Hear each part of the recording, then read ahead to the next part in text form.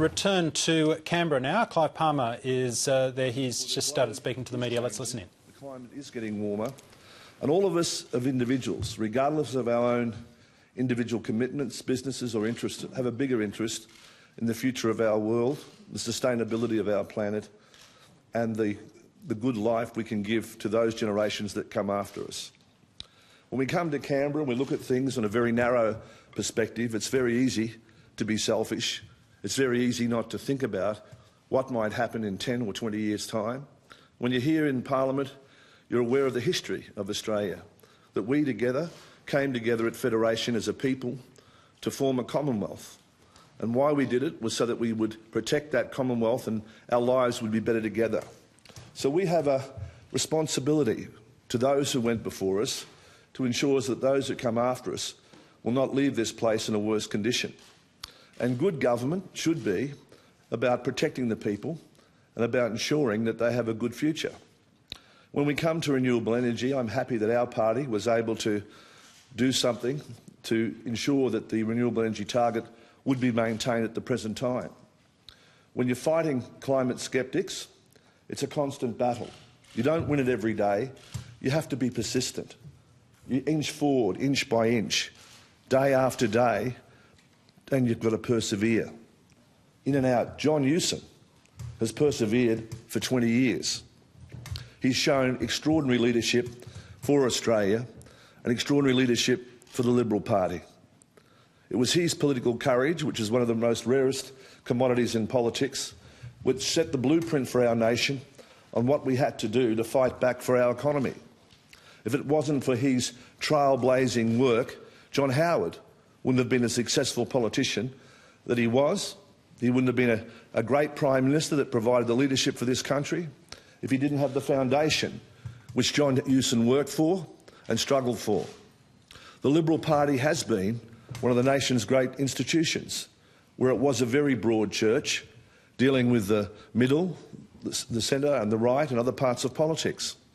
Today it's a shadow of its former self. I can say that, not just as a citizen of this country, but also as a former life member of the party, member of its national executive, and a person that had been associated with that side of politics for over 40 years. I'd been the official party spokesman for the National Party, and I'd worked through a number of different elections. But none of us can be Liberals, or it's not the Liberal way, it's not the Labor way, it's the right way that matters for us as citizens of Australia. And renewable energy and what Matt has done with this report sets out the blueprint of what we should be doing as Australians. It enables us to become conscious, not just of the past, which is easy to reflect upon, but of the present. We need to think about the present and act now to preserve our future, not just for us, but for all our children. And like John Hewson, I'd like to see the renewable energy target moved out to 2020. I wanted to make sure, with what we've done in our party, that the Prime Minister was kept to his promises that he made before the election to ensure that the RET would be maintained. And overriding anything else is the principle of democratic government in this country. And that's why our party decided that we would maintain the RET, and it will be maintained. There'll be no legislation passed through the Senate abolishing it before 2016, so the Australian people can be the judge, so that they can hold the government to accountability. When we look at electricity in Australia and its generation, we have to say, are we really believing in a free, competitive market? Because the demand for energy from the grid has gone down, but the price has gone up. And that's because there was a poor investment decision made $45 billion or more, which was invested in poles and wires to generate electricity. And because various state governments want to have a monopoly and not a free market, they seek to maintain higher prices. And who suffers? Our citizens, our family, our industries, our competitiveness, our exports. Yet at the same time, we could be doing so much more by looking at renewable energy. And John Hewson is right when he says, how can industry look at anything with certainty in the future? Certainty of investment, when they only know that we will stand there to 2016. We need to bring the Prime Minister, the Leader of the Opposition and everyone else together to make them realise that what unites us as Australians is far more important than what divides us. And it's in our interest and the interest of the whole world that we show some leadership on this issue. And we do extend the Renewable Energy Target, and we do confirm it to 220. And we've got to listen to people like John Hewson when he said it should be extended to 230. Those options should be on the table. And when you look at the final analysis, the work that's being done on the ETS in this country is absolutely outstanding.